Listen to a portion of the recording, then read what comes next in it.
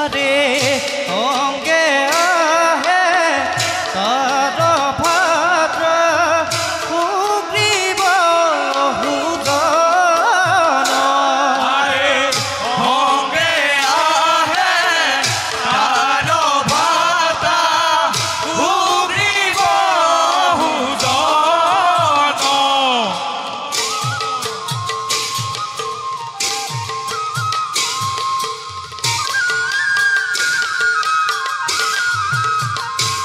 আরে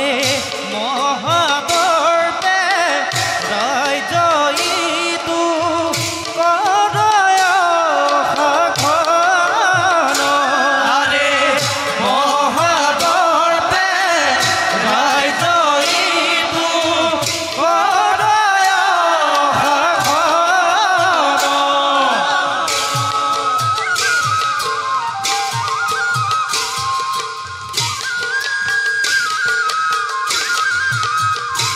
আরে পাপনা খা ও রাম বুলারাম রাম আরে পাপনা খা ও রাম বুলারাম রাম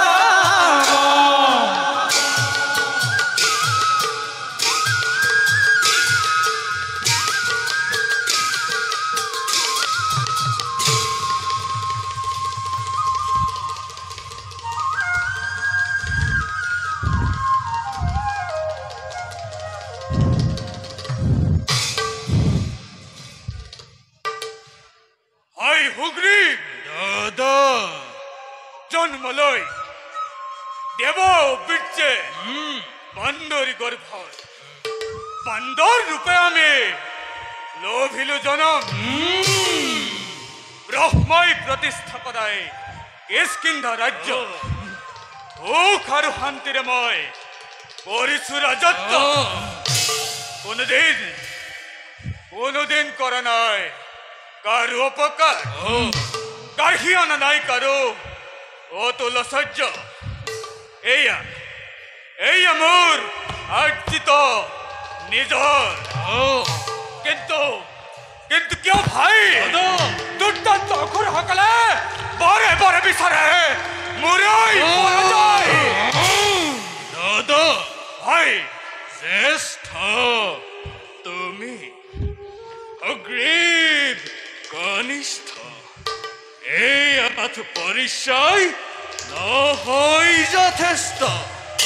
শক্তিমন্ত আমি দিও ব্রহ্মার বরণ তোমার গলত শোভে ইন্দ্রদত্ত হে মণিহার মরু গলত শোভে হৈর্যদত্ত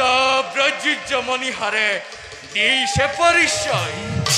দেবতার অঙ্ক লোভে কপিরূপ ধারণ করি ভদ্র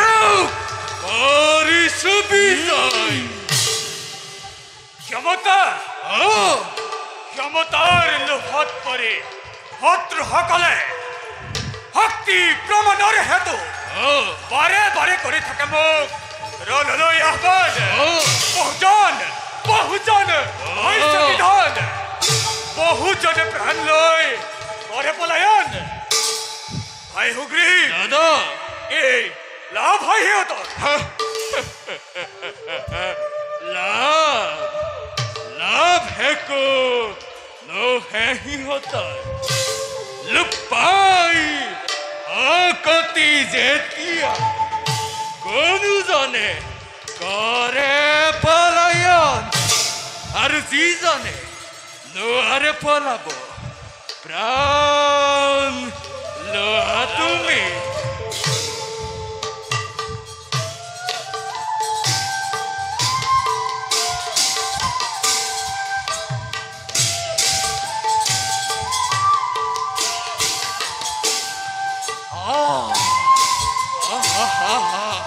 দাদা দাদা ভাই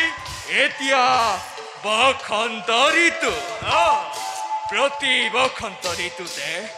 কোনো এক সৌৰম্য স্থানত পাতিছিলো আমি প্ৰাণস্পৰ্শী আনন্দৰ মেলা এইবাৰ নহবনে সেইজন হ'ব হ'ব আজিয়েই হ'ব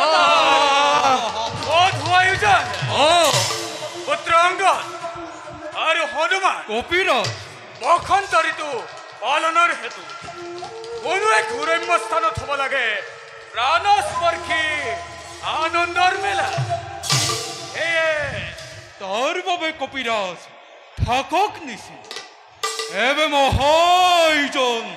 ফল সমাপন ব্ৰহ্মস্থানত গৈ সকলোটি ৰৈ আছে কপিৰাজৰ চৰণ সেৱাত দাদা হয় দৰবাৰ কোনে আজি কৰিব ৰক্ষণ বহুদিন হনুমানে রাত দুয়ার রক্ষা করে বহুতাক করি সাবিত আজ ভাই দুয়ার রক্ষী হয় তেস্কন্ধাদ রাখি মুখন্মান তেনেহ'লে পুত্ৰ অংগদ পিতা দুৱাৰত থাকিবি তই দুৱাৰক্ষী হয় ভাল পিতা আৰু হনু কপিৰাজ তুমি দূৰত গোপনে থাকি অংগদক কৰিব সহায় ভাল কপিৰাজ তেনেহ'লে ভাই সুগ্ৰীৱ দাদা হনু আৰু অংগদ কপিৰাজ আজিলৈ সভাই মানতে ভংগ কৰা হ'ল দাদা